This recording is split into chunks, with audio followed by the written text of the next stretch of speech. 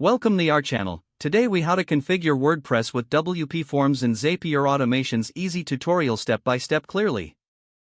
Start by logging into your WordPress dashboard. Once logged in, navigate to the plugins section on the left side menu. Click on Add New. In the search bar, type WPForms. Locate the WPForms plugin and click Install Now. After the installation is complete, click Activate to enable the plugin. Once activated, you will see a new menu item labeled WPForms. Click on WPForms, then select Add New to create a new form. Choose a template or start from scratch, then click Create a simple contact form.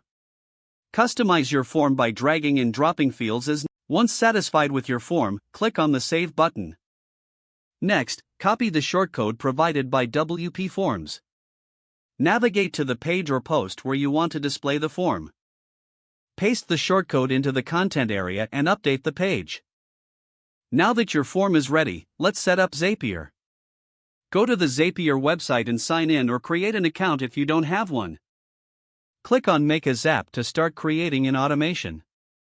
For the trigger app, search for WPForms and select it. Choose the trigger event you want, like New Form Entry. Connect your WPForms account by entering your API key. Next, select the form you created earlier from the drop-down menu. Now, you'll set up the Action app. Search for the app you want to connect to WPForms, such as Google Sheets. Select the action event, like Create Spreadsheet Row. Connect your Google Sheets account. Specify which spreadsheet you want to populate with the form data.